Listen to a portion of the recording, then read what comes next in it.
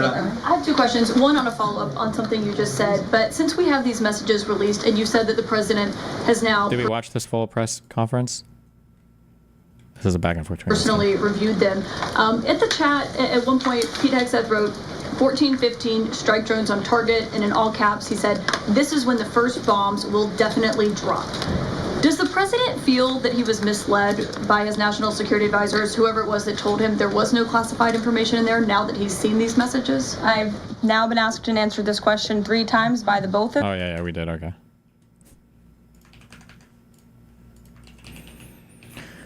Tell us about your reaction to Luigi Mangione. I was reading up, you know... Oh, don't care. Bill Slop. Detroit, April 3rd, Reuters. Stellantis, Nevada, maker of Ram trucks and Jeeps, said on Thursday it was temporarily laying off 900 workers at 5 U.S. facilities after President Donald Trump's tariffs were announced. Based.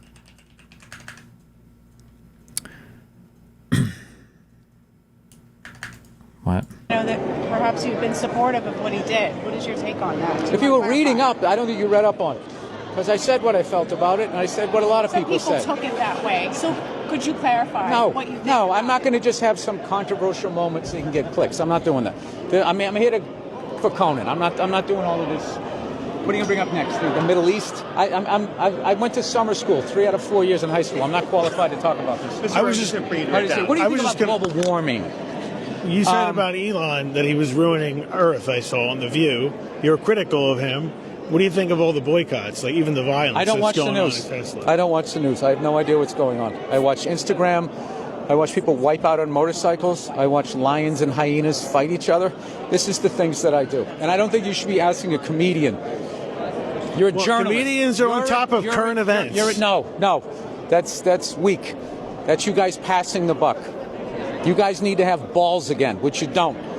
You guys always goes, should we be thinking this? Duh. You guys present stuff like that. You guys used to have balls. You need to get your balls back. And it's not my job. I am a dancing clown. Okay. I mean, he did offer up his opinion on things first, so, I mean, I don't know why he'd be surprised that people are asking him about it, but... Oh, these are timestamp. I thought this was a new video. I don't want to beat up on this guy because he's not unique here, but... If you make protectionism blanket, which is what he's saying, so I get why people are triggered by that. But if you read that as him trying to fire a shot across the bow, because if he actually does that, he's a moron, just to be nice and cut and dry. But if that is him trying to signal to other people to knock them off balance, which I have every reason to believe he does, that he is full kayfabe, that he is perfectly willing to walk into a room and act just a little bit crazy. I mean, he's talked openly about it. He does that to unbalanced people because they don't know which part of what he's saying is crazy. A tariff across the board on everything is a fool's errand from where I'm sitting. But a selective tariff to protect certain industries, I think does make potential sense. Now, I'd have to dig way more in all of that. And to I call it the tariff apocalypse because it happened. Reciprocal tariffs, the automotive industry tariffs. Destiny, check out Macro and Money, Soft Defense of Trump's tariffs. He goes more in-depth into the Trump tariffs in an attempt to make sense of them more than anybody else. Sounds to me like that's just a Trump dick suck, but maybe I'll check it out. What's it called? Macro and Money? Macro and Money. What is this, like a YouTube channel or podcast or this? Welcome. I always say tariffs is the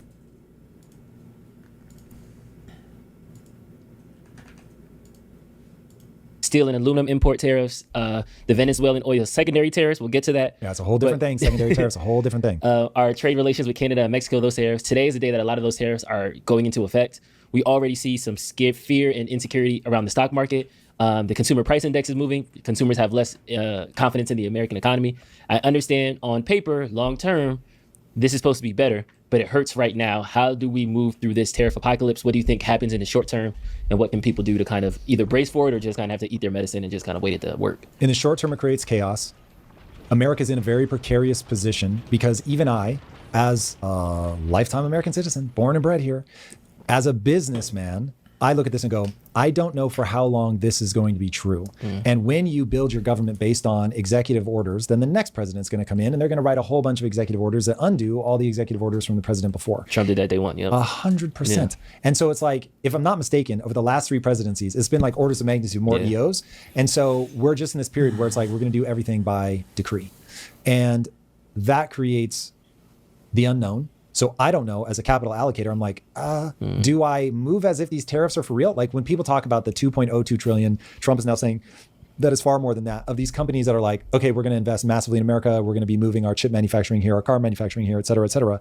Will that actually play out? Now, I'll plant a flag on this one. I'll be very curious to see if I end up being right. My gut instinct is these guys are buying themselves time to midterms. They will spend the least amount of money possible to find out if Trump is going to pull this off. And if they do, then they'll fast track the rest. And it's like, okay, cool. We expect him to be in power, the Republican Party to be in power for another 4 years. And so now you're talking about a 6-year ride. Yeah, we're going to have to make investments. You'll never survive public scrutiny as a public company.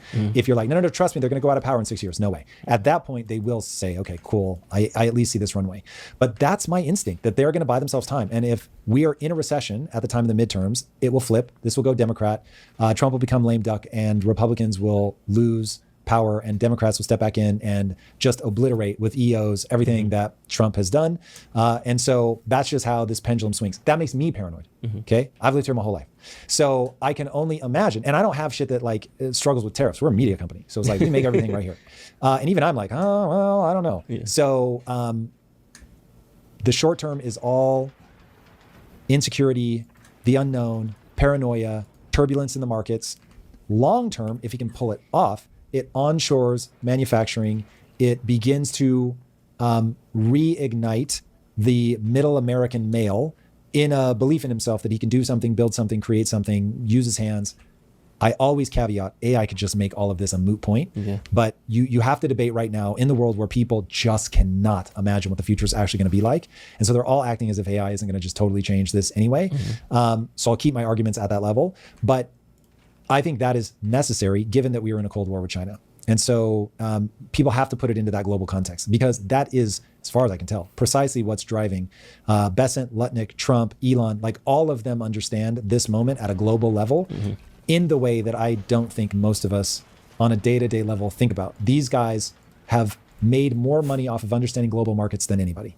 So they get it. Like they get, especially Bessent, understands how global macroeconomics works. And so given that, I think they're all racing to try to pull this off, to understand what a Cold War with China is going to look like, to understand how much of our modern life is controlled through Taiwan, that Taiwan is the number one target of China, that China controls like 85% of our manufacturing. It means insane. Crazy number. Americans make software. Chinese make things. So it is a very important game to understand all of that and to recognize that we have to bring some of this back. And so it is a game I think we have to play. You can't just accept defeat. You can't just say, well, China now controls everything. And I guess when they decide that they're not going to give us any more, like, fuck us. I think about this a lot with Israel and Gaza, Palestine. It's like, bro, you can't let people control your water, your power. I expect people to hate this fucking take, but this is self-evident to me. I don't give a fuck if I'm under an apartheid regime or not. If you're sending me $1 billion in aid, I don't build my military capabilities until I can take care of my fucking water and power. So I'm going to make sure that I'm getting as close to 100% on my own 2 feet as humanly possible. And that would be my pitch to Americans. Just to be clear, no offense to you guys in God's chosen land of milk and honey. There is no milk and honey in Israel. That territory is dog shit. Israel exclusively survives on their culture and the trade that they do with other countries. What the fuck do you think they do in Israel? Do you think they're huge producers of energy and massive, swaths of natural resources from the rich lands of the fucking Middle East? Or not the Middle East, but specifically where they live. Yeah, but hey, we are not on our own 2 feet from a manufacturing standpoint. China has got you, man, by the short and curlies, as they used to say.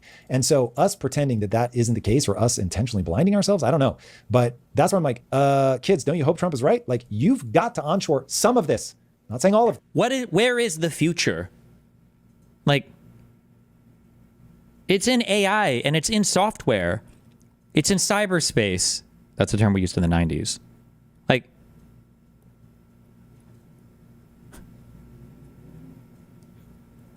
like which countries are destroying the United States because they could produce and manufacture textiles? Like, of this, you've got to onshore some of it.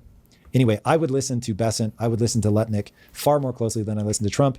He does so much chaos in his speaking in a way that those two are very clear, very cogent. You can track the internal logic. We're going to find $1 trillion in deficit with Doge. Sorry, we're going to find $1 trillion in deficit spending with Doge. Are we? And then we're going to find $1 trillion in additional revenue from things like tariffs, things like Trump's gold card. We're going to balance the budget. And then we're going to deregulate. We're going to unlock the economy. We're going to get to, say, 4 or 5% GDP growth. Yeah. And now all of a sudden, everybody's feeling good. If they do that by the midterms, dude, you got another 4 years on top of this. So it's just a question of, given the complexities of global markets, can they? Yeah. I don't know. And then drilling down into the Venezuelan secondary tariffs. So reciprocal tariffs, you know, they have 200 tariffs on American avocado. So we put 200 tariffs on Indian. 200%. 200%.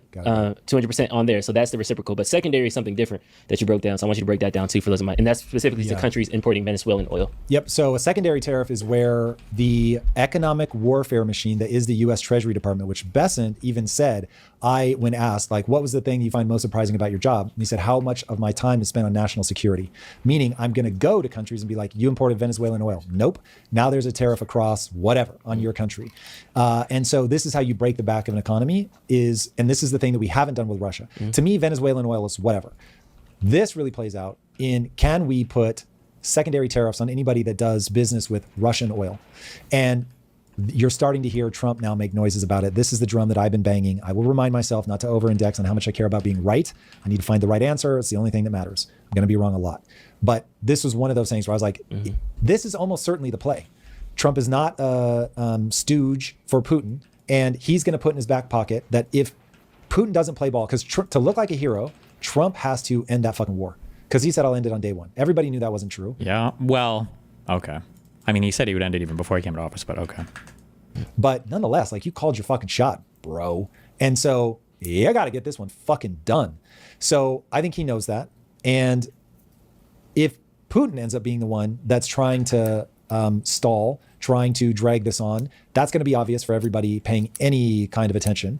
And so Trump has said, I'm going to use secondary tariffs This on isn't even connected. The Russian oil and gas economy, because the reason that they've been able to continue to thrive and run this war is all the sanctions that everybody put on them was on everything except their largest industry by a country mile, which is oil and gas. And the reason they couldn't do that is that will spike gas prices in Europe and elsewhere. So you're going to get all this pressure from your allies who are like, hey, we get the moral thing here, but I also can't have grandma freezing to death in the middle of the winter because we want to punish Putin. My populace is not going to go for that. So why not?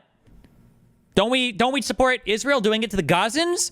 Right? What isn't Netanyahu talking about? Fuck it, cut all their shit off. See if they fucking starve. Make Hamas do shit. Right? If we can do it to people in fucking Gaza, why can't we do it to the fucking Russians? Oh, pussies. This is where it's like, okay, understand not him, but Trump. Potency of a secondary tariff if you can pull it off. So I think what Trump is betting on is that we can up our production here in the U.S. Of oil and natural gas, and then we can export it to make up that demand. So we would effectively be taking market share from Russia. Fucking awesome for us, man. Awesome for us. Devastating for Russia if we can pull it off. So yeah, my hunch is that that's the algorithm that Trump is running. And he's saying something to Putin like, you have two choices. Choice number one, end the fucking war. Choice number two, I'm going to take your market share and sell our oil and natural gas. Now, there's a huge base assumption in there that we can meet that demand at a price that would be of roughly equal value to Europe. And I have not looked closely enough at it to know if that's true. That breakdown rides in the back of that assumption. But his behavior doesn't make sense. Like, there's just so many things I wish I could do. I want to go on to a place like these. I want to go to a podcast like this, places like this, and I'll be like, trans kids and wokeness. And they're like, yeah, this is horrible. No, it's not horrible. It's an amazing start for negotiations. It's like, negotiations for what? Well, you agree trans people are probably real, and we should have trans carve-outs for adults. Well, think about it. If your starting position is my 4-year-old can be trans, suddenly an 18-year-old being trans doesn't seem that extreme anymore, right? Isn't that a good starting position? You negotiate down in age as much as possible, and then you get up to the, what your actual position is. Like, okay. That's what Trump does, right? Okay, maybe. We have some of the best female athletes in the world, right? Yeah.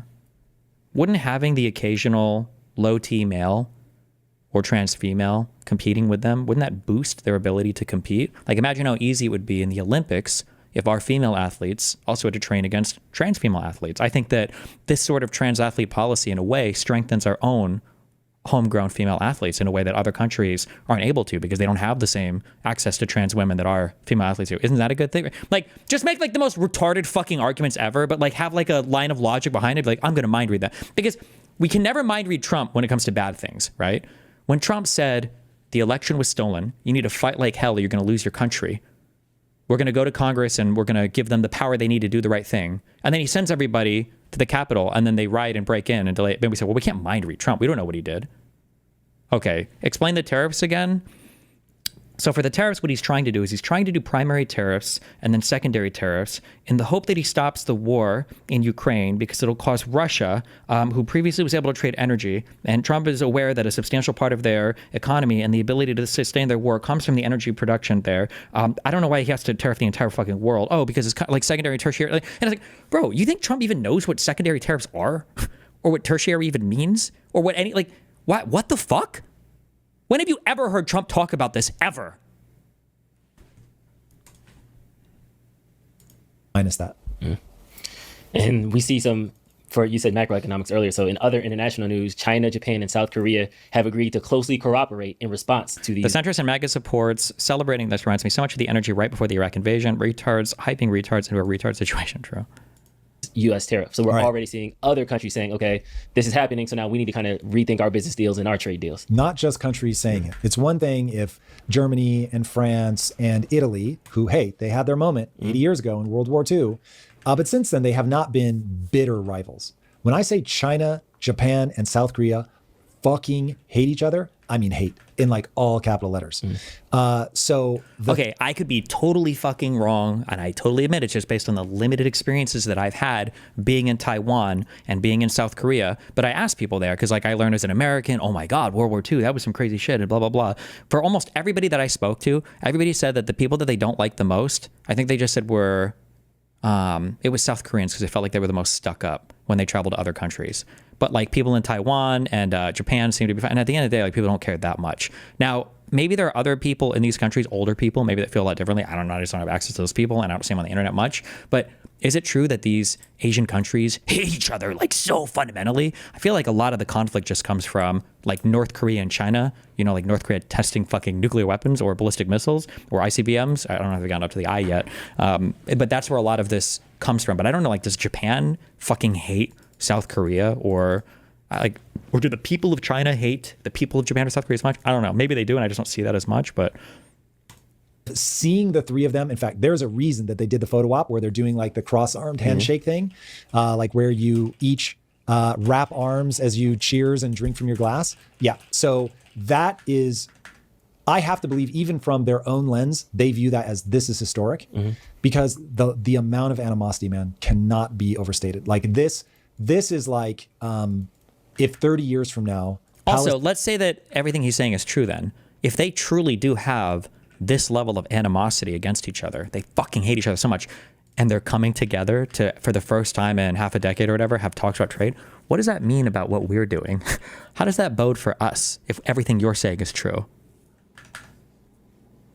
Palestinians and Israelis were holding hands and doing a trade deal, you'd be like, whoa, those guys used to be bitter rivals. And now they're shaking hands. I have a conspiracy theory. I think that this could be the start of like a rising empire, because I think if China as the head, Japan and South Korea kind of fall in as the equivalent to our Mexico and our Canada, to their China, that can be like a dynasty in Asia that I think can essentially take over the world, because they're already, each of them individually already are cutting edge in so many different industries that you just scale that with China's manufacturing and you can take over practically. Like, here's the thing, that isn't a conspiracy theory. That is I don't know if China's system of governance and everything and the way their economy works, I don't know if it would allow them to work with, like, I don't know how the integration would work. I truly have no idea. I don't know. Like, I don't think they do. I have no idea if that would be possible or not. Exactly, geopolitics. So geopolitics is who's got the baddest military on planet Earth? Usually the Navy. Whoever's got the best Navy wins. And so everybody's always asking themselves two questions. Who can beat me militarily? and who has trade that I can do with that would make me more prosperous as a nation. And for the last 70-ish years, it's been Pax Americana. And America's had the best Navy. We've patrolled the seas. We have kept the international order on land. And we were also the biggest economy. So everybody would ask those two questions, and they would come up, America, America, America. And then globalism happens. And this is why you'll forever get this expand and contract, expand and contract. You expand through globalism, you contract through protectionism. And the reason that, AKA populism, the reason that happens is as you go globalist, you make your quote unquote enemies strong. And for better or worse, when humans get strong, and they detect any weakness in somebody else, which almost always comes after you have a big empire, then they go, hey, wait a second, why am I doing what you want me to do? I'm going to start doing what I want to do. I'm going to start doing trade alliances with Japan and South Korea, and I don't care about you. I don't care what the US thinks about this. And the Japanese and South Koreans start going, America's being a little dodgy right now. I don't know, like they swing wildly from one administration to the next. I don't feel confident that I know who they are, what they're going to be like in 4 more years. And so China might be authoritarian, and maybe I don't love that, but at least they're consistent. I think that I look into the future, I see Xi Jinping as far as the eye can see. What do we have, 20 years, 30 years left with Xi Jinping?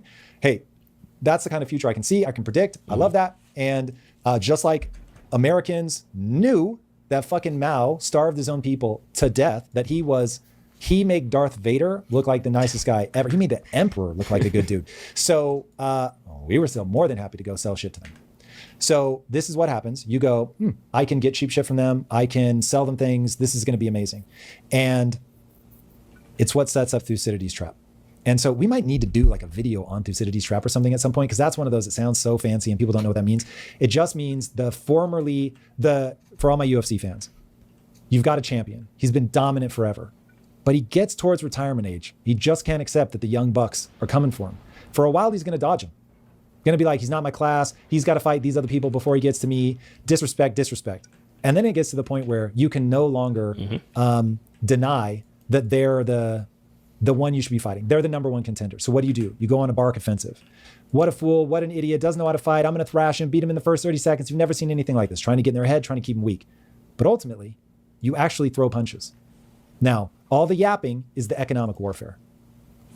Unfortunately, like 70% of the time, it ends in actual bloodshed. And we're on that path. And we are acting exactly the way Thucydides Trap comes from the fucking ancient Greeks, and seeing what was happening between Athena and Sparta. And it was like, yeah, these two are going to collide. Like, okay, this is unbelievable. Charity, Jesus. Your hat on for a second, because they're pointing to one of these cases of a gentleman that they said should not have been deported from El Salvador. They said he was not connected to MS-13. What would you tell them about that case? Because they're saying that this is a person that was a great member of society.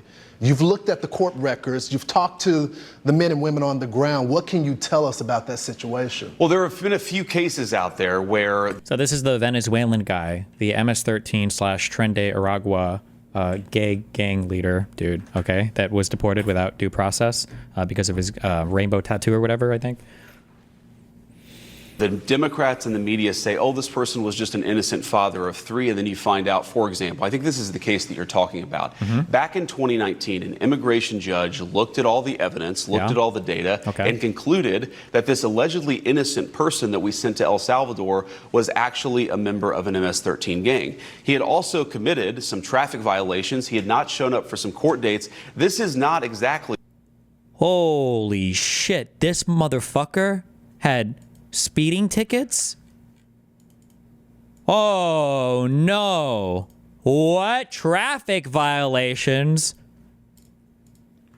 Oh no. Father of the year here. This is a person that we don't think should be of an MS-13 gang. He had also committed some traffic violations. He had not shown up for some court dates. This is not exactly father of the year here. This is a person that we don't think should be in our country. Here's the most important point, though, Lawrence, is whatever the argument is, whatever the justification is, no one doubts, not even the crazy left-wing media criticize the idea that we could deport this person. Oh, they're talking about the barber here? My bad. They just took issue with the reasoning for why we deported this person. This was unquestionably an illegal alien. This was reasoning as the idea that we could deport this person. They just took issue with the reasoning. That's an important thing to consider when you're embarking on a legal process.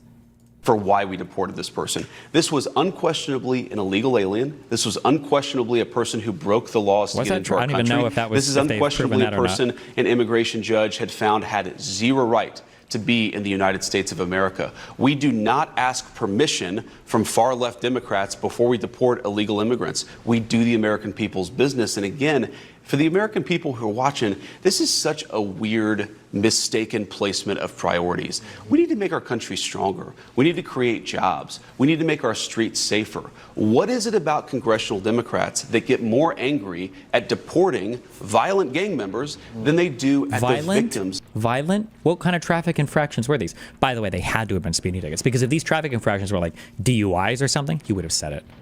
Of those violent gang members. I don't even understand where they're coming from. They've gone off the deep end and they got to come back to reality. Thanks, Vance.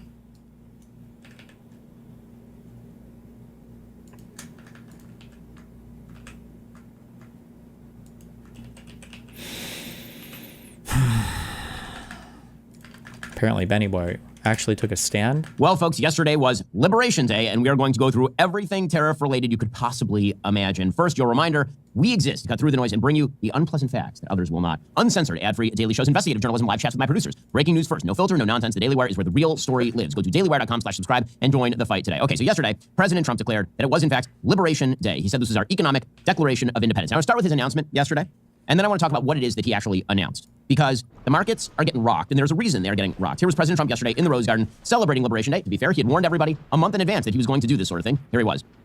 My fellow Americans, this is Liberation Day. Waiting for a long time. April 2nd, 2025 will forever be remembered as the day American industry was reborn, the day America's destiny was reclaimed, and the day that we began to make America wealthy again. This is one of the most important days, in my opinion, in American history. It's our declaration of economic independence. Sounds cool. Sounds cool. So how are we going to actually do that? Well, here's the thing. The president's vision of international trade is, I am sorry to say, mistaken. The president seems to believe that international trade is a zero-sum game. Here was the president explaining that actually the United States is a victim of everyone else when it comes to... What's our audience looking like for this? I respect Ben for sticking to his views on this, despite the fact that he might have lost quite a few viewers from the Trump side. Wow. Best Ben video I've seen in ages.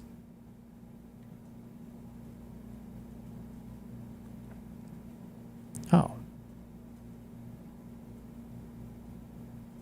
I agree with Ben. Well, look, his audience is supporting him here, at least early on in the first hour. International trade over the past several decades. Nearly a century later, in the face of unrelenting economic warfare, the United States can no longer continue with a policy of unilateral economic surrender. We cannot pay the deficits of Canada, Mexico, and so many other countries. We used to do it. We can't do it anymore. We take care of countries all over the world. We pay for their military. We pay for everything they have to pay. And then when you want to cut back a little bit, they get upset that you're not taking care of them any longer. But we have to take care of our people, and we're going to take care of our people first. Okay, so he's actually making a separate case here, which is that people should pay their own way when it comes to their welfare and defense spending. Totally agree. 100%. That is absolutely true. Also, that has literally nothing to do with what the president of the United States did yesterday. It seems to be predicated. His giant tariff policy that he just dropped on the market unilaterally, probably unconstitutionally yesterday. And I'll get to that in a moment. It's predicated on a few false notions about the American economy. One is that the American economy has been a giant fail for the last 40 years. That is simply not true.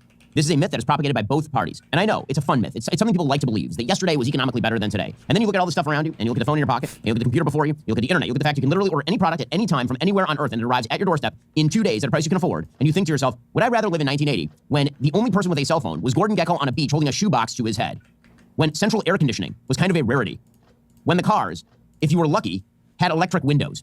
Okay, was that like better? Were things better? Just on an economic level. Forget about everything else. I can make a case about the spiritual level. You can make a case about the dissolution of the family. I agree with many of those cases. But we are talking here about economics. We're not talking about the life of the spirit within. We're talking about economics, which is the distribution of goods and services. So I need to start by showing you a few charts that show you that America, in fact, does not suck and has not sucked for several decades economically. Because this is a myth that all politicians like to tell. Okay, number one, there is this notion that American deindustrialization has been happening.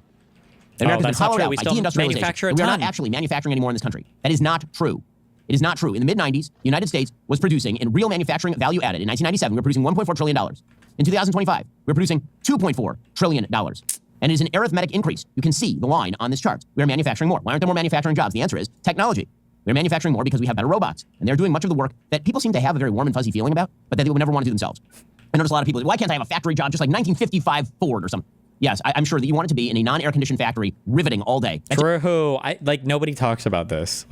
what are the jobs exactly that you're talking about bringing back? These are the great American jobs that people use. Like, it's a myth, but it's that myth. And again, he is right. Both sides propagate this. Remember back in the 1940s when one man could work a full-time job and they could have 2 cars and go to vacation at Disney World and have a huge house and their kids could go to college and you could do all of this while only earning 75 cents an hour, and it was just the best time for him. And everybody was like, there's no point in economic history where every single person in the U.S. or more people in the U.S. were enjoying this life. It's just not true. It just sounds like you.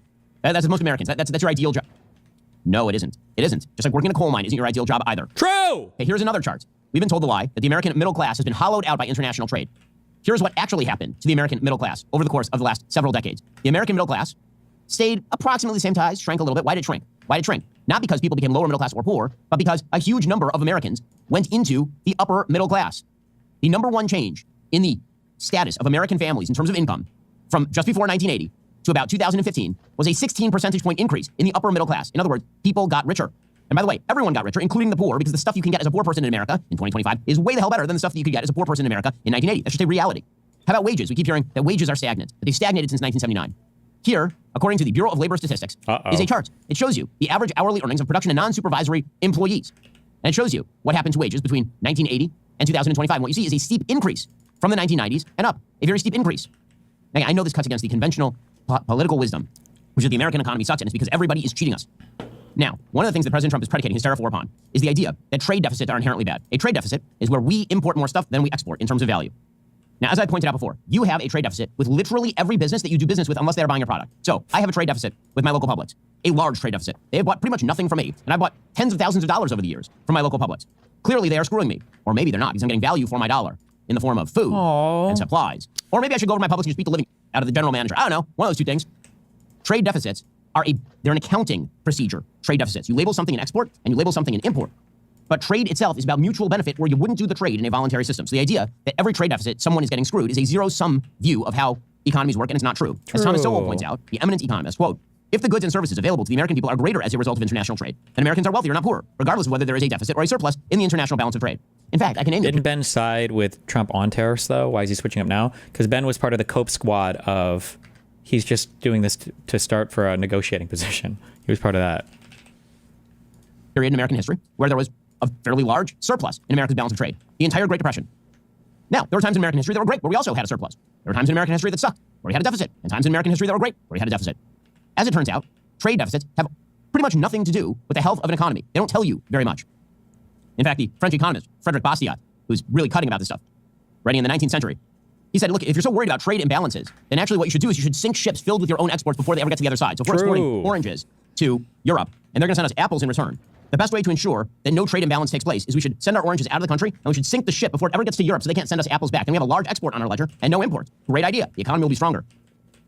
So a fundamental misunderstanding of trade deficits, and again, that's not balance of payments. It's a different thing. Balance of payments is about the flow of gold. We're no longer on a gold standard, but it's about currencies and all that. Trade deficits are a different thing. The reason I'm bringing up trade deficits is because this is how President Trump is calculating his Liberation Day tariffs. According to the Washington Post, President Trump said Wednesday he will impose a new 10% tariff on all imported goods, along with higher import taxes tailored for each of about 60 countries. His advisors say maintain the largest barriers against U.S. products and a sharp turn toward the kind of protectionism the United States abandoned nearly a century ago. Do you think this might be a turning point with all the usual dick writers siding against Trump for once? We'll see. But the thing I've always said, and I'll maintain this because now I have a realist view of U.S. politics, at the end of the day, it's just going to come down to what people can actually see impacting them. And market stuff is definitely a thing that people can see, right? People can feel huge changes in the market. They'll see it in their stock portfolios. So this might be a thing that starts to move some people over. We'll see. Or maybe I'm coping. So President Trump said that for decades, our country has been looted, pillaged, and plundered by nations near and far, both friend and foe alike. This is not going to happen anymore. Okay, so let's take a look at the Liberation Day, quote unquote, reciprocal tariffs. Okay, so here I have a chart. President Trump held it up, y'all, like a big chart. Like Wheel of Fortune. He held like a big chart that showed reciprocal tariffs. And what it said was, in one column, the names of the countries. In another column, tariffs charged to the United States, including currency manipulation and trade barriers. And then USA discounted reciprocal tariffs. So his idea is, here's the tariff rate that a country is charging us. And then we're going to take half that rate and charge it to them. There's only one problem. There are many problems. There's only one problem here. What is labeled the tariffs charged to the United States is not, in fact, the tariffs charged to the United States. It is not true. It is not true. And I looked at this and I thought, holy crap. The EU is charging us 39% tariff rates on all products. That would be pretty fucking crazy, wouldn't it be? Bring stuff there, and they're charging a 39% tariff. That's what this chart says. Japan is charging us 46% tariffs. Malaysia is charging us Cambodia is charging us 97% tariffs. And then I thought to myself, I said, well, that doesn't sound correct to me. Yeah, that doesn't sound right. That sounds kind of fucking insane. That sounds totally wild. Yeah. I mean, that can't be true. And so I made the mistake of actually looking up some of these statistics. What are the actual average annual tariff rates that are charged on American goods by countries like, for example, Japan or Taiwan, which this chart says is charging us a 64% tariff rate. And it turns out there is zero correlation whatsoever. Those are not, in fact, the tariff rates that are being charged on American goods going into Taiwan or Japan or India or any of these other places. It's a Grok ChatGPT formula for how to calculate what reciprocal tariffs should be. It's just not right. Well, listen, I don't love these tariffs, as you may have noticed, but Doge continues to do some good things, like cut the fat from decades of bloated government spending and corruption. Pure Talk, the cell phone company I use for business every day, they're cut off fuck you. And fuck your ads. Can help end no more for the conservative deficit of that country. So where's that number coming from? And this is where the trade deficit comes in. It's coming from taking the trade deficit of that country and dividing it into the imports that the United States is taking in from that country, and then calling that a tariff rate. That has nothing to do with the tariff rate. Nothing at all. Zero things to do with the tariff rate. The reason, by the way, that we have a tariff, so according to this chart, for example, Madagascar is charging us 93% tariffs, and we ought to charge them 47% tariffs. Hey, that's what it says. That's what the thing says. There is only one problem with this. That is not remotely true. And if we have a trade deficit with Madagascar, then so the hell what? It's Madagascar. Yeah. The GDP per capita in Madagascar is like $530 a year. Our trade deficit with Madagascar is a few $1 million. Is the idea we have to chisel out of the people of Madagascar? Are destroying the United States, taking advantage of us, really? Extra dollars for American products, or we are getting screwed by the great and powerful people of Madagascar? Is that the idea here? It makes zero sense.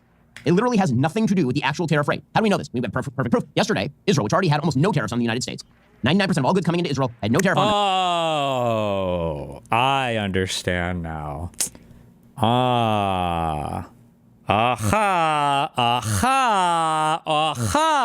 Okay. I see now. Oh, no. Them from the United States.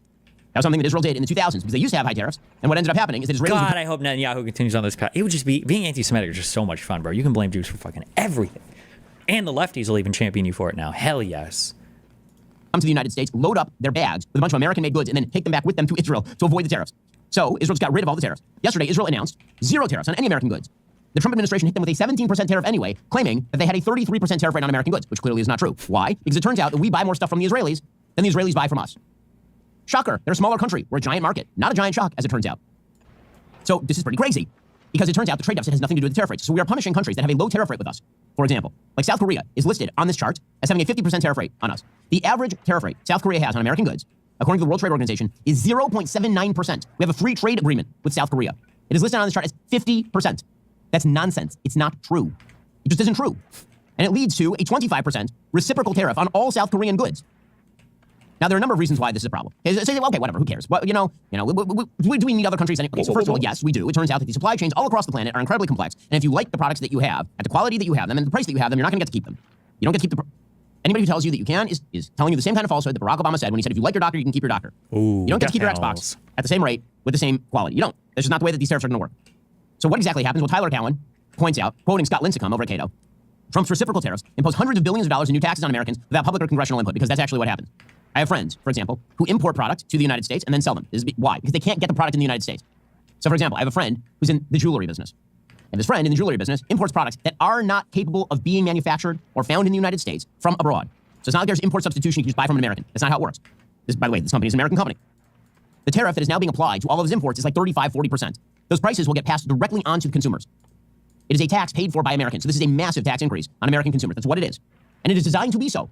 And it is talked about in these terms by the Trump administration that this will cost $700 billion in additional revenue to the government. You know what we call revenue to the government typically? Tax. Paid for by Americans. Tax. That's who pays for it. If you're importing a product and nobody buys it, then you stop importing the product and nothing gets paid to the government. It has to be sold. That is the consumer pays the tax.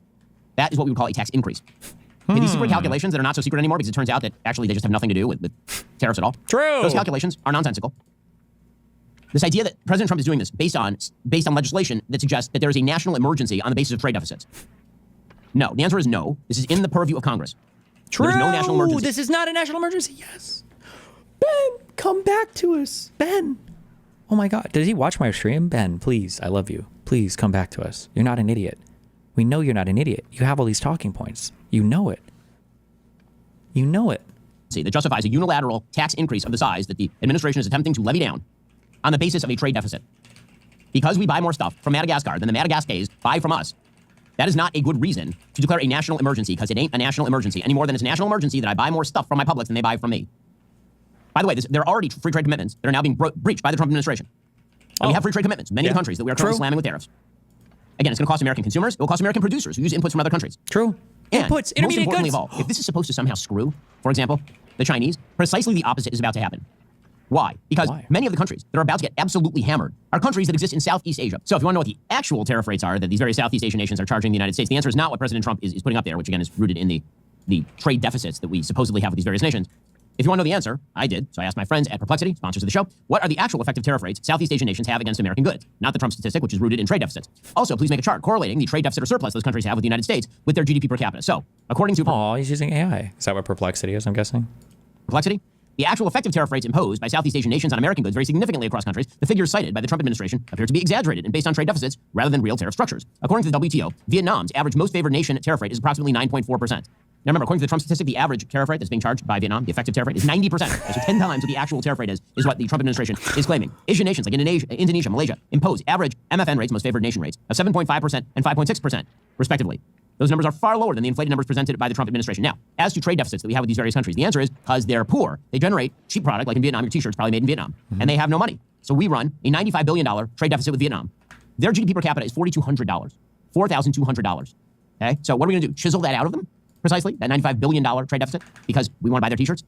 Same thing with, say, the Philippines. We have a $5 billion trade deficit with the Philippines, and the GDP per capita in the Philippines is $3,700. Meanwhile, Singapore, right, which Singapore is getting hit with a 10% tariff, by the way, for no reason, because we actually have a trade surplus with Singapore. They have a $10 billion trade deficit with the United States. How can Singapore afford that? I mean, aren't we just screwing them? Obviously, according to this logic, we're screwing them. If they have a trade deficit with us, must be that we're jobbing them in some way. The reason that they can have a trade deficit with us is because, wait for it, their GDP per capita is $72,000. So again, none of this is rooted in economic reality. And the biggest problem is there's no way to sort of get out of the box that's been created by these statistics, because if you were saying lower your tariff rates, and if the tariff rate is already zero or close to it, where do you go from there? True. So one of the things that happened during the pandemic... And the funniest part was him talking about Lutnick saying, we're tariffing people where we have trade surpluses with just because we still feel like they're being unfair somehow. What the fuck? Knowing that the Chinese were bad actors, many producers started shifting their supply chains out of China and into other nearby countries, like, for example, Vietnam. Believing the United States would punish China, but not Vietnam. Well, now the new tariffs slam Vietnam with a 46% tariff. So, why don't you shift your production back to China? More importantly, if you're the EU and you're not getting racked by the United States with a gigantic tariff, or if you're Canada and you're getting absolutely ravaged by an American tariff, you need markets for your goods. Where are you going to go? Maybe to a country that is perfectly willing to militarize capitalism on behalf of fascism, the Chinese. The Chinese are about to make extraordinary inroads in Southeast Asia. They're about to make extraordinary inroads in Europe and in Canada. Yep. Because it turns out when America withdraws from the world and basically declares a trade war on literally everyone, including my neocon, he's coming back. Oh my God. Wait, an island with no people. I'm not even kidding. This is a thing. Included in the list of places that President Trump is going to tariff. Islands with no people. I wish I were kidding. I'm not kidding. Included in this list is, in fact, the Heard and McDonald Islands. We are hitting the Heard and McDonald Islands with a 10% tariff. The Heard and McDonald Islands include 0 people. Include penguins. We're hitting the screw them penguins. Penguins. Stupid penguins. Okay, so what exactly is this design? Even he can't just... Okay, there's another propaganda video. We'll watch it afterwards. We'll see where the actual orders are being beamed in from, okay? To do. Don't worry, we'll get there. It's predicated on a bad idea of how international trade works.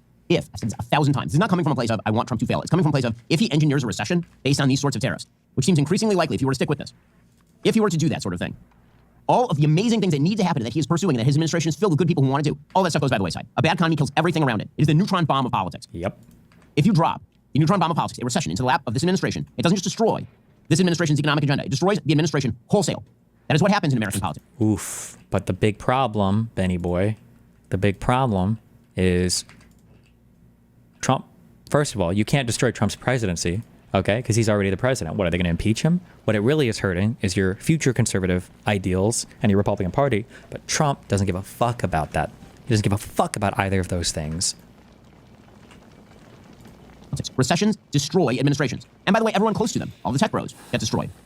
All the business people get destroyed. It's really important not to self-engineer a bad economy. Really quite important. It is frustrating at the very least, because this has not been well justified by literally anyone, including members of the Trump administration. JP Morgan put out its forecast, quote, on a static basis, today's announcement would raise just under $400 billion in revenue. Why you couldn't make a structured video like this in the studio? I'm a live streamer, bro. Okay, I live stream. That's where I excel. Fuck prepared content and fuck structured content. about 1.3% of GDP, which would be the largest tax increase since the Revenue Act in 1968. We estimate that today's announced measures could boost PCE prices by 1 to 1.5% this year. We believe the inflationary effect would be mostly realized in the middle quarters of the year. So, in other words, inflation will start ticking up again fairly significantly. The resulting hit to purchasing power could take real disposable personal income growth in both the second and third quarters into negative territory. And with it, the risk that real consumer spending could also contract in those quarters. This impact alone could take the economy perilously close to slipping into recession. That's before anyone else tries to punish us for punishing them. Before. This is before, according to JP Morgan, accounting for the additional hit to gross exports and to investment spending. Headlines about retaliatory measures by U.S. trading partners are already coming out. We expect to learn more in coming days. The somewhat confusing nature of today's news, coupled with uncertainty over how long these tariffs will remain in place, should make for an even less friendly environment for investment spending. We plan to revisit our forecast later this week. By the way, you know who else is upset? The manufacturers. This was supposed to save the manufacturers, right? You heard President Trump say it. We are going to bring manufacturing back to the United States. Here's a statement from the National Association of Manufacturers President and CEO, Jay Timmons. Quote, needless to say, today's announcement was complicated, and manufacturers are scrambling to determine the exact implications for their operations. The stakes for manufacturers could not be higher. Many manufacturers in the United States already operate within margins. The high cost of new tariffs threaten investment, jobs, supply chains, and in turn, America's ability to outcompete other nations and lead as the preeminent manufacturing superpower. Manufacturers build things in America to sell around the world, and manufacturers in America share President Trump's goal of supporting manufacturing investment growth and expansion here at home. To empower manufacturers to drive the economy, the administration should minimize tariff costs for manufacturers investing and expanding in the United States, ensure tariff-free access to critical inputs manufacturers use, secure better terms for manufacturers by negotiating zero-for-zero tariffs. So in other words, bring the tariffs down, not increase them. That's the National Association of Manufacturers saying that. We'll get to more in a moment. First, Grand Canyon University, a private Christian university in beautiful Phoenix, Arizona. Here's how it works. First countdown.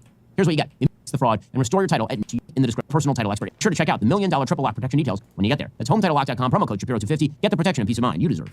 And so, President Trump, again, he was laying these out. He's very enthusiastic about it yesterday in the Rose Garden. He tried to suggest that if tariffs are so bad, why do other people do them? Here he was trying to make this case. If you look at... Hold on. Am I correct in that I should be reprocessing all of these things? I shouldn't be, should I? It's only if I have an excess of them that I should be reprocessing them. Because if I have one thing and I have a 40% chance to make one thing, a 20% chance to make another thing, a 20% chance to make another thing, I'm reducing it to less than one, right?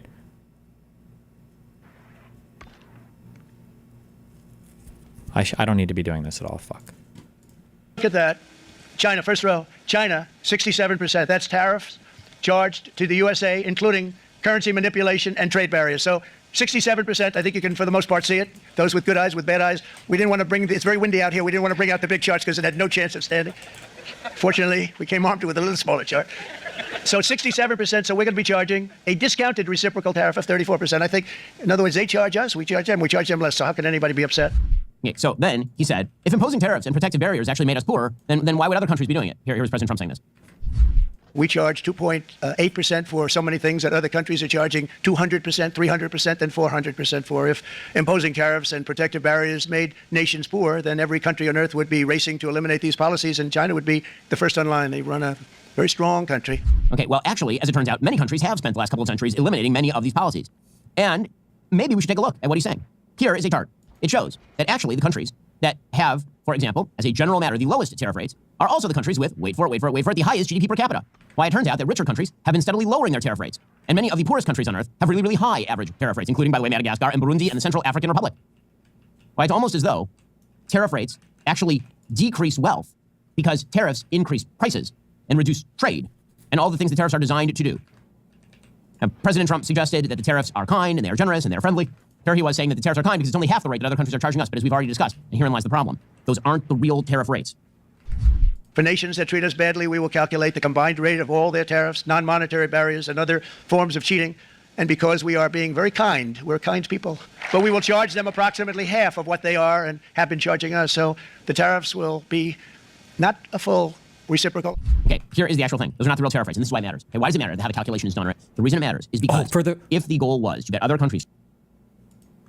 Oh, he's going to bring up one point, but there's another point. He's going to say, if the goal was to get the other countries to bring their tariff rates down, how can they bring it down if these are imaginary? But I think the scarier point that could be made is now when countries actually put real tariffs on us, we're going to retaliate. That's a scary point. But we'll see if he brings the secondary one up. They should lower their tariffs, which I'm totally fine with. I would love it. That would be great. If that was the goal, then you can't tariff countries that have no tariffs on us, or we already have a free trade agreement. If you are using trade deficits to calculate a fake tariff rate and using that as the margin of tariff on those countries, there's literally no way for them to forestall the tariffs you are putting on their country, other than by presumably getting the people of Madagascar to somehow buy millions of dollars of American product, or the people of Ethiopia to buy billions of dollars of American product. GDP per capita, Ethiopia, $950 a year. By the way, the actual tariff rates among the biggest countries in the world are actually fairly low. According to the World Trade Organization, the United States has a trade-weighted average tariff rate of 2.2% in 2023. That's compared with 2.7% for the EU, 1.9% for Japan, 3.4% for Canada, 3.3% for China, and 1.7% for Switzerland. I mean, if the goal is to get the tariffs lower, then maybe we should do that. Maybe that should be the actual goal here. Maybe that's what we should do. Well, Scott Bessent, the Treasury Secretary, he was asked about all of this, and his basic perspective is it's not clear how long these tariffs are going to last, how they're going to be implemented. As we'll get to in a moment, there are already exemptions that are being put out there for the tariffs by the Trump administration, like immediately. Here was the Treasury Secretary. These are our closest allies, South Korea, Japan. When you look at those countries and the tariffs that they're being charged, if they're calling, what would you say to those nations who may have concerns about how to lower these numbers? Well, I would say they've been doing it to us for a long time. Right? And if they don't like tariffs, then why do they have them? And should we view these as permanent? Again, I think we're going to wait and see how this plays out. Okay, we're going to wait and see how this plays out is the hope of all markets everywhere, because the markets are sending pretty strong signals. They don't like it very much. By the way, by the polling, again, this notion that Americans are they hate foreign trade, they hate it without that. Gallup poll, 2025. What do you think foreign trade means for America? Do you see foreign trade more as an opportunity for economic growth increased through U.S. exports or a threat to the economy from foreign imports? 81% opportunity for economic growth. 14% threat to the economy. I have a basic rule in politics. Do not take the 20 side of 80-20 issues. Unless there's like a great moral reason to do so, don't do it. It's not a good idea. So what exactly is the Senate going to do? Well, the Senate voted on a resolution that says that they're going to try to seize back power from the executive branch over tariffs like this. It would require action in the House to actually stop this. I doubt that that's going to happen anytime in the near future. The Republican Party is, of course, very much split over this. Nobody wants to go up against the Trump administration on this. This is the purview of Congress. To be clear, True. What President Trump is doing should never, if it was ever delegated by Congress to the executive, that's insane, and it probably wasn't. Well, he is not familiar with the law. I think that there are arguments to be made for giving the president this power in legitimate times of national crises. The problem is we're not at a time of crisis. That's the big issue. It's not a national emergency that justifies one of the biggest tax increases on American consumers in the history of America. It's a very, very, it does not justify that. There is no national emergency because the United States buys more product from Thailand than we sell to Thailand. Yeah, exactly. That is not, in fact, a national emergency. Again, there are many reasons why tariffs can be good. Tariffing China to punish them, to try and cut them off from the world economy, good. This, by the way, is also why you should sign free trade agreements with all the nations that rim China. True. Tariffs, for purposes of protecting national security-laden industries in the United States, good and useful. We can't have outsourcing if, God forbid, we need to produce things for a war or a pandemic or whatever. Tariffs in order to get other countries to drive down their own, fine and good. But the tell to me here is, again, I go back to this. If the idea is to get other countries to lower their tariffs, if this is raise the tariffs to lower the tariffs, then why are we charging tariff rates on countries that don't have tariffs against us? Why? That's the tell. And so the question becomes, what this actually looks like in practice. Now, I've been a little bit catastrophist about this because I'm taking the Trump administration at their word. The reality is I don't think that this thing gets implemented anything like it is currently being retailed to the public. Here's the final cope. Thank God. In reality, the Trump administration is likely to bulldoze holes right through this tariff regime in the areas that it figures is going to most hurt Americans, and it's likely to try and leverage headlines out of various foreign nations suggesting they're going to invest in America to the tune of some billions of dollars before lowering the tariff rates again. Because, as I've said before, I do have faith that President Trump actually responds to headlines and responds to the news. He lives in the world of reality, and it would not be living in the world of reality for him to simply ignore if markets hate all of this, if costs start going up, if recession is imminent. True. He does not want to preside over recession, which is why, again, I think this policy is misbegotten. I also think President Trump is not going to implement it as currently stated. Okay. So what does this actually mean in practice? Well, the White House quietly put out a fact sheet yesterday to all of its embassies talking about what exactly President Trump is doing. So apparently, the tariffs will remain in effect until such a time as President Trump determines the threat posed by the trade deficit and underlying non-reciprocal treatment is satisfied, resolved, or mitigated. So he can unilaterally decide, hey, we solved the trade deficit, all done. So presumably, what does that mean? That means you got a few announcements from various countries saying that we're going to invest in the American economy. And then President Trump's like, big headline win, tariff gone. He could easily do that. I'm hoping that's what he is planning on doing. Also, there's some very key goods that are not actually going to be subjected to the tariffs, including, by the way, steel and aluminum articles and auto parts already subject to Section 232 tariffs. Copper, pharmaceuticals, semiconductors, and lumber articles. Okay, well, this shows you the bizarreness of this sort of tariff regime. One of the things that the tariffs were allegedly designed to do was reshore manufacturing of key components. Like, for example, semiconductors. Semiconductors are basically the oil of the 21st century. They're the thing no one can operate without. So if you actually wanted to reshore through tariffing and protectionism manufacturing of semiconductors, you would leave the tariffs on semiconductors. But he doesn't want to do that because it'll radically increase the price of every product that uses a semiconductor, ranging from your phone to your fridge. So he's exempting that. All articles that may become subject to future Section 232 tariffs, bullion, and energy, and other certain materials that are not available in the United States. So we're still going to be importing that Canadian gas, presumably, which, by the way, is the reason we have a trade deficit with Canada. We have a trade surplus for literally everything else except for gas. Like if you take away the gas in the American balance of trade with Canada, we have a surplus with Canada. Meanwhile, USMCA compliant goods will continue to see a 0% tariff. Non-USMCA compliant goods will see a 25% tariff. Non-USMCA compliant energy and potash will see a 10% tariff.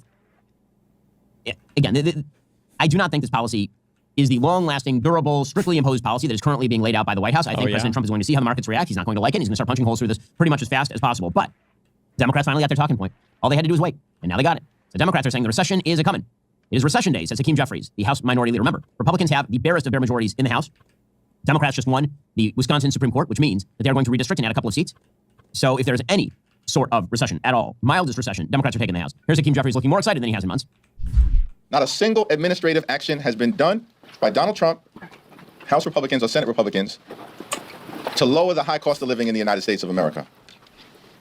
In fact, Republicans are crashing the American economy in real time and driving us to a recession. This is not Liberation Day, it's Recession Day. Well, he's certainly hoping it is. And herein lies all the Dems molding, me included, when Hakeem Jeffries was like, guys, listen, let's just not do anything and they'll fuck it all up on their own, trust me. And it's like, oh my God. Was he right? They've been rooting for a recession. I mean, Democrats are rooting for a recession. So the number one thing you don't want to do is, jump on a rake. Chuck Schumer, the Senate minority leader, who's been on the outs with his own party, he's looking pretty fresh and peppery as well in the aftermath of the announcement.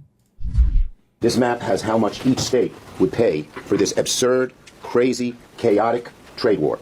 But the worst thing about it is that it so hurts American families. It is estimated that the average American family will pay more than $5,000 out of their pocket to pay for these tariffs. Meanwhile, James Carville jumping on the bandwagon and torching President Trump over the tariff regime. They're just Trump going power mad. He gets in there and he figures, I don't have to get approval from Congress. I don't need to bring it to a cabinet. I can just do this. And so the idea that he can just do something on his own unilaterally has great appeal to him. And then, of course, everybody's got to call him to get, because you can exempt people. And so he likes getting you up for the thing. He loves having foreign people call and say, can you exempt, finished steel from these tariffs or whatever it is. And it's all just a play. There's no policy behind it. It's just his ego playing itself out in public. Now, let's say that that's right. Let's say that President Trump actually is able to get a bunch of countries to announce that they are reshoring American manufacturing or that they're going to lower their own tariffs. Okay, so he gets the win. If the proof is going to be in the pudding, as it always is, because the thing about economics, you can feel it in your pocketbook. Economic policy, you feel it at your kitchen table. Economic policy is the thing that you can tell every time you open up your grocery bill, every single time. So the proof's going to be in the pudding. If the prices go up, if your business is having trouble making payroll, if consumption goes down, if investment goes down, because investors are freaked out because they're getting whipsawed like nobody's business. Again, I was talking with investors pretty much all day yesterday, given what was going on. And the number one thing that I was hearing from major investors is, I don't know what the hell is going on. True. That was the number one thing. Before and after. The amount of confusion, chaos in the markets, a feeling of complete dyspeptic, ulcer-ridden churn, that is very real. And that is not good for markets because there's a bunch of money sitting on the sidelines waiting to be invested. There's a bunch of economic growth ready to go. So, again, the markets are reacting as you would expect the markets to react. They opened just in the trash heap this morning. When the bell sounded to open the market, the Dow Jones Industrial Average plummeted immediately more than 1,000 points. The S&P 500 plummeted more than 3%. The NASDAQ plummeted almost 4.5%. That was on open. Now, CNBC actually obtained audio of the CEO of Restoration Hardware, whose stock got pummeled this morning on open. He was doing a call. The audio. With his investors. It was an open call, and here was his reaction to what was going on in the markets when he found out what had happened to his stock. Do we have that sound, Bill? Yeah. So Gary Friedman's on the call, and apparently is notified in the middle of the call that his stock was down 25%. Yeah. Take a listen. In this race, and where's our stock now? I mean, I guess the stock went down, based on some of the numbers we reported, and then it got killed because of really? Okay. I just looked at the screen. I had to look at it. Oh boy. So if that's the reaction across the country, that is not going to be great. Okay, so the question is going to be how the markets take this as it sinks in. What's going to happen over the course of the next week? Is President Trump going to send out surrogates, like the Treasury Secretary, to walk some of this back, to try and point out where an off-ramp is? Or is he just going to keep doubling down on the theory that it's short-term pain for long-term gain? If so, he's going to have to explain how short-term the pain is and what exactly the long-term gain is. Because that has not even been spelled out at this point. The idea is that other countries are just going to reshore to the United States to take advantage of our markets in some way, but we will leave tariffs on stuff that they export to us. Or they could just form trade blocks themselves and then go make time with the Chinese. They could do that. There are real-world implications for this sort of stuff. Trade wars are, in fact, not good and not easy to win, particularly if you don't actually have a plan. You actually have to have a plan. So I want somebody to lay out that plan. Seriously, you've heard me on today's show, pretty animated about how I don't think that this is particularly good policy. So what I would love is for somebody to make a case as to why this is actually excellent policy, why this is going to be salutary for the United States, why this is going to benefit the people of the United States en masse. And if you're going to call for sacrifice from the American people, the question is, what is the thing on the other side of that sacrifice that is better and good? What is that thing? There are a lot of theories out there. Things like, well, what if we weaken the dollar? Meaning there's just less demand in international trade for the American dollar because people are tariffing us and we're tariffing them. And then when we weaken the dollar, then we can pay off our debt more easily or something like that. Well, you're not going to pay off your debt unless you grow the economy or inflate your way out. That's just the reality. So that's not a great answer. If the case is that we need to reshore, then what we should be doing is targeting the places where we want to reshore the most and understand that there are costs to doing that to consumers and to businesses, because that, of course, is very real. But I have yet to hear an actual explanation. What I've heard so far from people inside the administration, unfortunately, I wish this weren't the case, what I've heard so far is a lot of casting of various aspersions at foreign countries for engaging in trade with us, regardless of whether they are good or bad, because we're treating Canada the same way we're treating China here. And this is why I think markets are confused, investors are confused. Confusion and fear are going to breed sell-offs. That is what they're going to breed: less investment, less job growth. This is all avoidable. It's all avoidable. What we need to hear an actual narrative, not a bunch of talking points that are generated for a cork board that is filled with statistics made up by some sort of AI. Well, joining us online to discuss everything economics related is Representative Jody Arrington, of course, from Texas. He's the House Budget Committee Chairman. Representative, thanks so much for joining the show. I really appreciate it. You bet, Ben. Great to be with you. Well, I do want to get to the budget, the big, beautiful bill, and all that. Obviously, I'd be remiss. Elected Republican lawmaker, be careful. Don't say anything mean about Trump. I didn't start with the big. We're about to see okay. These are the first guys, I think, that get the beam down orders. Economic news, perhaps, of the decade, which would be the president's announcement of his tariffs. Yesterday, the markets reacted quite poorly. This morning, obviously, Dow Jones Industrial Average dumped 3% on open. Similar numbers from the S&P 500. The NASDAQ down almost 5%. What do you make of the tariffs? Do you think that they are geared toward the lowering of tariffs in other countries? What are you hoping President Trump is going to achieve with this? I hope past his prologue, and that the same strategies that were applied in President Trump's first term that were successful in resetting the trade arrangement or relationship with our trading partners happens in this round, and I suspect it will. So we just need a level playing field for manufacturers, for farmers, and for our workers. And I think that's a pretty basic principle that we should rally around the president for. We've had our manufacturing and industrial base hollowed out over the years. We've suppressed worker wages in this country. We've left economic activity and growth on the table, all because we've allowed other countries to take advantage of our low barriers to entry or access to our markets, while they've used tariffs and a lot of non-tariff barriers to effectively tax our products going in their market. So this reset's important. There will be pain and some disruption on the front end, but in the long run, we have to do it. And the big piece of this that is probably underestimated and undervalued is our dependence on other countries for drugs, for computer chips, and other important products and materials for our national security or public safety. So all in all, this will be a huge boon to this economy and critical to our national security. Trump has to stay the course. We have to support him, and I'm all in. Now, Congressman, I do have to ask a couple more questions on that. One is, you mentioned semiconductors, you mentioned some of the other products that are national security related. He's already exempted, he says, semiconductors from the import tariffs, presumably because it would raise prices too much on so many of the products that we use. And I guess the other question is that the sheet that he put out yesterday, that the administration put out, labeling tariff rates at 70, 80, 90% in some of these countries, it appears that was calculated by essentially just taking the trade deficits with those countries and dividing it into the imports to the United States from those countries and coming up with a percentage that really has nothing to do with the tariff rate. So, for example, South Korea is listed on this particular form as having a 50% tariff rate. We have a free trade agreement with South Korea. We pay an effective tariff rate in South Korea of something like 0.8%. Even if you add their value-added tax on top, you're talking about like a 10% tariff, certainly not 50% tariff. My problem with that calculation is, I'm with you. I want them to lower their trade barriers, but it seems to me that if you're a country like, for example, Israel literally yesterday announced 0 tariffs on American products coming in. We hit them with a 17% tariff anyway. What sort of deliverable is the administration actually looking for? That's the thing I want clarity on. If there's a deliverable on the other end of these tariffs, sure, sounds great. What do you think the deliverable ought to be? Well, I think it should just be an apples-to-apples fairness in terms of trade policy. So it's non-responsive. It should be tariffs. It should be, there are non-tariff sort of technical barriers like GMO with respect to our ag products. There are quotas that they're not considered tariff, but they're still huge barriers. They've been for many years for dairy products going into Canada. That was part of the restructuring of the NAFTA to USMCA.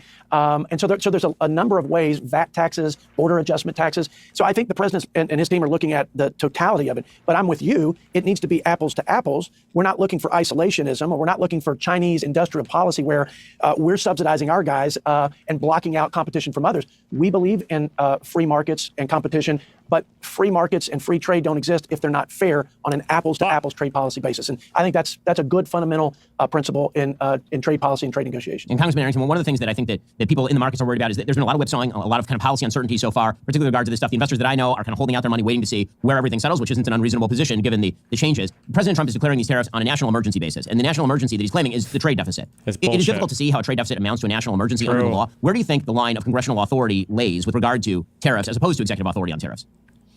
That's a great question. I think there are national security implications if we can't make materials that go into making war machines that protect our country and our allies like Israel. So that's one you have to watch closely. I think we all were surprised during COVID to find out that we couldn't get protective gear for our healthcare workers, or that 90% of our antibiotics, for example, were made in China. And then, computer chips that run everything effectively, we were a sole source provider with Taiwan. So you have to look at these things. I agree with. I would have to go back and check. I don't believe in that protective gear bullshit. I don't think that was a problem with the inability to manufacture, procure them. I feel like that was a problem of political will, because I feel like once we put our mind to certain things, you're telling me the United States couldn't get masks for its population, like due to a hard economic limit, but we were able to do the vaccine distribution, which is, I would imagine, infinitely more complex in half the time once Biden was president. I don't believe that. I don't believe it. I think that was a political will question. I don't believe it. In terms of where is the national security or public safety nexus? And then on everything else, Ben, it needs to be the apples-to-apples fairness issue. And because I do think we've been taken for granted. That's why we have a 2-to-1 3-to-1 a deficit with the top 20 countries representing the top 20 largest economies in the world. So, Congressman Arrington, all of this makes it that much more important that the big, beautiful budget resolution actually get passed, because the market's already priced in, I assume, because pretty much everyone I'm talking to has, the permanence of the Trump tax cuts. If that were to disappear, there would be a massive market catastrophe. I think it's pretty clear to everybody that the big, beautiful bill needs to happen. Where does that stand? How do you see that being ushered through the process? Well, let's just go back and look at, just real quickly, the first term. We had the highest levels of business investment, R&D investment. We had the lowest unemployment. We lifted 6 million people out of poverty. All of this was the comprehensive economic policy agenda, which included reset on trade, but it also was good energy policy, good tax policy, and work incentives, right? Work incentives for work-capable adults. So we've got to get back, transition from unbridled spending and failed economic policies to this agenda, most of which, to your point, is wrapped up in this budget reconciliation bill. We need to lock in the low taxes. We certainly can't have $400 billion tax hikes in the first year, which send us into a recession. We can't add 22% on average of a tax hike on tax-paying Americans after Bidenflation, which was about a 20% regressive tax hike. So couldn't agree more. That's in there. Opening up energy production, deregulating the economy, work incentives, investment in military and border security, all in there. That's why it's one big, beautiful bill, right? That is the full America First agenda for the most part, and the most consequential piece of legislation in my lifetime, Ben. But we have to make sure that as we advance this and all the cost to it, we start to bend the spending curve that's driving an unsustainable debt. And Republicans have failed in the past to do that. Wait, what did and I just want to make connect the certain, circuit to? not just for this great country, our economy, and our current security or defense readiness, but for our children who are going to inherit the whirlwind of our recklessness, now to the tune of $36 trillion in debt, $2 trillion annual deficits, $1 trillion just to service the debt. Those are all deferred taxes on our children. So we have to have offsets. We cannot increase the deficit, and we got to get our country on a sustainable and responsible path. That's missing from the Senate's bill. That was in the House bill, and I made sure of it along with other colleagues. So at the end of this rainbow, we have to get to a spot that we reignite economic growth through all the policies we talked about, including tax, but we're bringing the debt to GDP down. We're bringing the deficit to GDP down. Otherwise, we bankrupt the country, and none of this matters. None of it. And we're not the leader of the free world, and our values aren't the dominant values that influence the world, and we can't support our allies, et cetera, et cetera. Now, Congressman Arrington, I said on the show that you co-authored with Phil Gramm, former chairman of the Senate Banking Committee, the single most important op-ed of the last 5 years, which was this op-ed in the Wall Street Journal talking about how means-tested welfare programs are the thing that's bankrupting the United States. That for the most part, Medicare and Social Security are paid for the most part, not in their entirety, but the thing that actually is rising dramatically continues to be the cost of the means-tested welfare programs. When you talk about the budget bill, what in your version of the budget bill was aimed at sort of bringing down the cost curve on those? Well, a whole lot. I mean, you have to have, if you just took the Medicaid, that's the largest means-tested welfare program. It doesn't have a work requirement for able-bodied adults, like all the other programs from the Bill Clinton welfare to work era that actually brought down dependence on welfare by 80%. But it's been gamed by states and others, especially California. So we have to close the loopholes there, and we have to put actual expectations for work-capable adults in these programs, like in Medicaid. If you just reviewed the roles, this is a basic program integrity measure that everybody can understand. If you review the roles and make sure that those benefiting are legally eligible, and they're not here illegally in this country or for other reasons aren't eligible, then you save $160 billion just reviewing it twice versus once. So it's all of the above. You also have states and local special interests that siphon money away from these programs that have nothing to do with the beneficiary. So it's broken. It's part of what's bankrupting the country. And we've got to act responsibly as we right this fiscal ship to focus on these welfare programs. Well, that's House Budget Chairman Jody Arrington doing good work on the Hill. Really appreciate your time, sir, and thanks for your insight. Ben, it's an honor to be with you. Meanwhile, every time I hear Trump admins or Trump/admins say the disaster the last admin left us gives off the same energy as the morning shifty explaining why they failed health inspections at 4 p.m. saying that was night shift. Oh, based. There is, in fact, breaking news on the Joe Biden front, believe it or not. So there is a brand new piece out from the UK Guardian suggesting a new book. Top Biden aides were perfectly well aware that Joe Biden was ailing during the 2024 election. Ron Klain served Biden from 2021 That's to what we're 2023. talking about and then he came now? back Yeah. last June to run debate prep. According to Klain, in this new book, it turned out Biden, quote, did not know what Trump had been saying and couldn't grasp what the back and forth was. Left preparation and fell asleep by the pool. Obsessed about foreign leaders saying, quote, these guys say I'm doing a great job as president, so I must be a great president. Didn't really understand what the argument was on inflation and had nothing to say about a second term other than finish the job. As described by Klain to a reporter, Chris Whipple, at one point Biden had an idea, quote, if he looked perplexed when Trump talked, voters would understand that Trump was an idiot. Klain replied, sir, when you look perplexed, people just think you're perplexed. And this is our problem in the race. The book is titled Uncharted, How Trump Beat Biden-Harris in the Odds in the Wildest Campaign in History. Well, I mean, yes, obviously Klain was hiding it. Klain, by the way, has been saying that Biden should have stayed in the race, which, again, is an easy... Okay, don't care about this. Okay, people want me to watch this fucking video. Why Trump's tariff chaos actually makes sense. The most beautiful word to me in the dictionary. Tariff or tariffs. This is Money and macro. I don't know anything about this channel. Who changes his mind between, breakfast 11's his lunch and supper time. What the heck is going on? Why is Trump hitting his closest allies with tariffs? Why does he no longer care about crashing the stock market? Does this guy actually have a plan? Yes, believe it or not, I'm here to tell you that, yes, as Trump's new Treasury Secretary, Scott Bessent, recently put it, President Trump's tariff policies have begun the process of reorienting our international economic relations. That's right, he says tariffs have begun the process. In other words, his tariff chaos is just the start of a much bigger plan. A plan that aims to upend the entire world trading system that the US itself created. This has really only happened twice before, once in 1944, marking the start of the Bretton Woods system, and then in the early 80s with Reagan and Thatcher, marking the beginning of the neoliberal world order. So here we are today, 2025. Is this the start of a completely new global order, a new US-centered order that will emerge right after the current chaos, in which countries are divided in 3 groups, or as Scott Bessent calls it, I think we should make it very clear that there is a green, a yellow, and a red bucket. And we let everyone know where they are. In these buckets, it will become very clear that some countries get low tariffs, military protection, and maybe even some preferred US dollar access, while others are left to fend for themselves. At least, that's the picture I got from going through all of the speeches and papers by Trump's closest economic advisors that I could find. So, let's get into it. What is this MAGA master plan for a new global order? And is this plan actually feasible, or is it just a pipe dream of a madman and his stooges? To answer these questions, let's start with getting into the MAGA mindset and ask ourselves, what does the Trump team actually want? To answer that question, first a bit about Trump's new economic team. First, we have Scott Bessent, the new Treasury Secretary, an ultra-wealthy hedge fund manager that famously worked with George Soros himself to break the Bank of England in the early 90s. And he used to teach economic history classes at Yale. Then there's Stephen Moran, Trump's new top economic advisor, a Harvard PhD and hedge fund strategist who recently got all of Wall Street talking with his new paper, A User's Guide to Restructuring the Global Trading System. Both men have written and talked extensively about one single mortal threat to the United States: deindustrialization. So of course, they were drawn to Donald Trump's campaign with its goal of make the United States into a manufacturing powerhouse like it used to be many years ago. Many years ago, indeed. If we look at this chart, we can see that in the 1950s, the US used to be a manufacturing powerhouse, when manufacturing value added accounted for 28% of output. Today, that number is only 10%. Trump's first trade war did not significantly. Well, is this because our manufacturing output fell, or is it just a lower percentage now of our overall output because there's other goods and services that we export, like software-related stuff, like service-related stuff? Significantly change that trajectory, though. But why is this such a big problem? America's economy is bigger than ever, right? Why does the Trump team care so much about industry?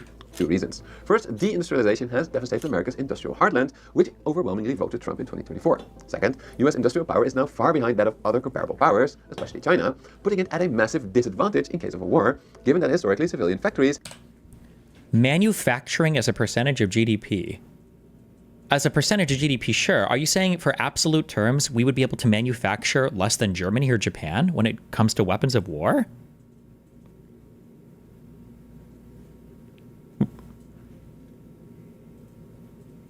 Like, we could probably, like, if Serbia were to spend 95% of its manufacturing on military stuff, they would be the highest on this chart.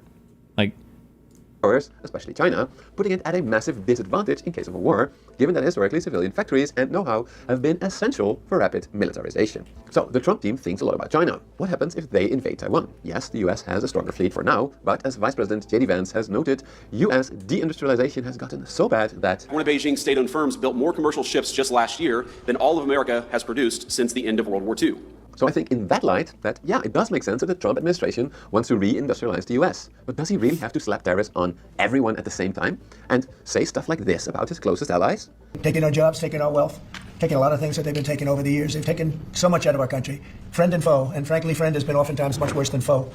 After all, the US has been the most powerful country on earth for decades. It literally designed the current trading system. So why is it so unhappy about it? To answer that question, we need to go through the entire period of this graph. A brief history of the US-led global order. After all, the deindustrialization of the US is a long historical trend, and it happened under 2 specific global orders, both made by the US itself. The first is the Bretton Woods system from 1944 to 1973. The second is the neoliberal world order that arguably lasted from Reagan's presidency in the early 80s to Trump's first term in 2016. The periods in between are, in my view, adjustment periods. So, okay, let's start with the Bretton Woods system and why it is crucial to understand Trump's plan today. The Bretton Woods system was established in the 1940s. On the economic side, the rules were laid out in 1944 when the United Nations Monetary and Financial Conference was held in Bretton Woods in the United States. Meanwhile, on the security side, several conferences were signed that ultimately led to the creation of NATO and the US-Japan Security Treaty. Together, I'm going to refer to this all as the Bretton Woods Economic and Security Order. Joining this order for any country other than the United States meant the following 3 things. 1, you would fix the value of your currency to the US dollar, which itself was tied to gold. 2, you would rely on the US for military protection, potentially even hosting US military bases. And 3, the US would help your industries become competitive against their own by providing Marshall Plan aid and by opening up its own market, while allowing its recovering allies to shield their markets to a certain extent from US companies. Notably, getting back to Besant's green, yellow, and red buckets, only allies would receive these benefits. Neutral countries did not get them, but they could sign individual deals, while communist countries were essentially shut out of the Bretton Woods economic order. The history of the Bretton Woods system is really crucial because already here it seems like being a green country looks like a super good deal for these countries and not for the US. But I think that is misguided for at least 3 reasons. First, the US was really wary of creating another world war, and while it gave Europe and Japan an advantage in market access, in return it got really good allies that it really needed in its global fight against communism. Second, US industries also needed export markets themselves. By making its allies rich, the US allowed itself to get richer as well. Finally, this system really cemented the role of the US dollar as the global reserve currency.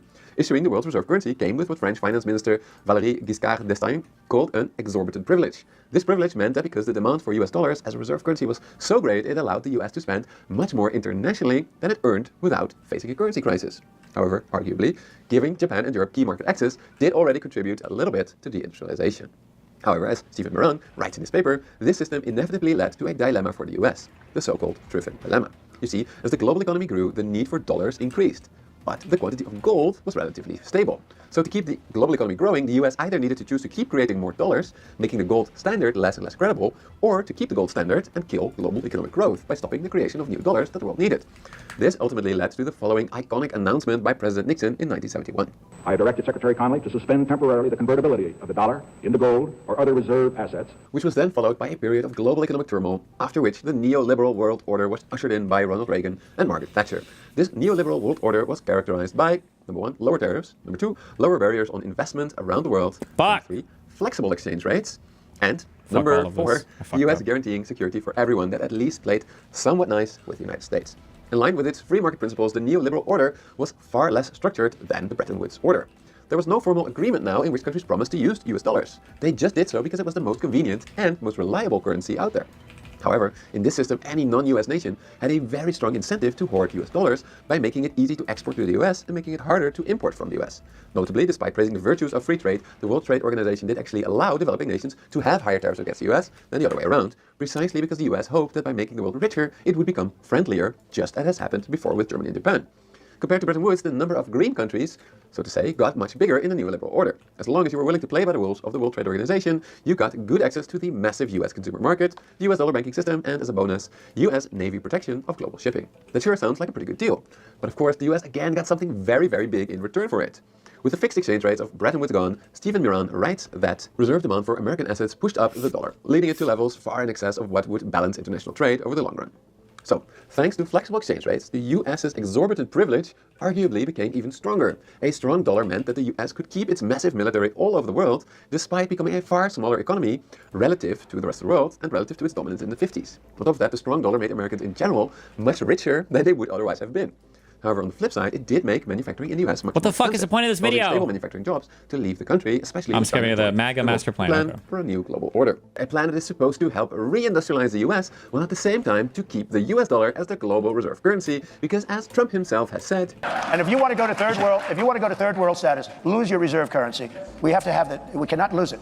So how do you keep your reserve currency status and reindustrialize at the same time? Most economists think that this is simply not possible. But Stephen Moran, he published a paper that says, yeah, this is actually possible. You can have your cake and eat it too. But to be clear, the paper that Moran has written is not a plan in itself. It is a cookbook with options.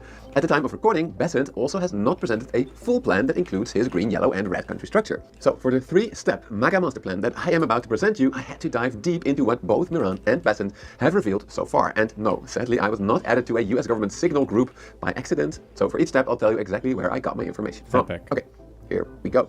Step 1, tariff chaos. This is the step that we are in now. In this step, the administration shows that it means business. It no longer cares about the stock market crashing. It no longer cares about the economy temporarily doing poorly. It just applies a lot of high tariffs to foes and friends alike to create negotiating leverage. I'm basing this on the fact that Besant has said that while he didn't initially view tariffs as a negotiating tool, Mr. Trump, he's added a third leg to the stool, and he uses it for negotiating. My second piece of evidence to suggest the current chaos is temporary is that before being part of the administration, Miran said that the dollar policies that he proposed would likely be pursued later in an administration after tariffs had produced the sufficient negotiating leverage. So both Miran and Besant are essentially telling us that the current tariff chaos is just about creating leverage that can be used when implementing the rest of the plan.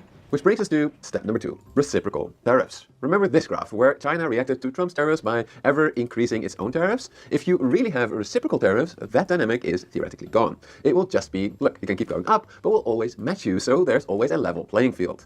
This is the long-term goal of the tariffs, or in Besant's words, this is what tariffs are designed to address. Leveling the playing field such that the international trading system begins to reward ingenuity, security, rule of law, and stability, not wage suppression, currency manipulation. Okay, this is retarded. What do you? Okay. Do I need to watch the rest of this? This is a really, really long way of him basically just saying that if we tariff the fuck out of everybody, somehow we can onshore all of our manufacturing and people are gonna be okay with this. Basically, no? Is it what? I don't know what the extra point being made by this video is, or is there anything more than that? It's just a long-term version of.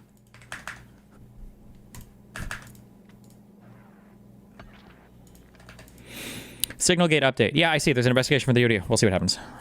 Or, yeah. Who knows?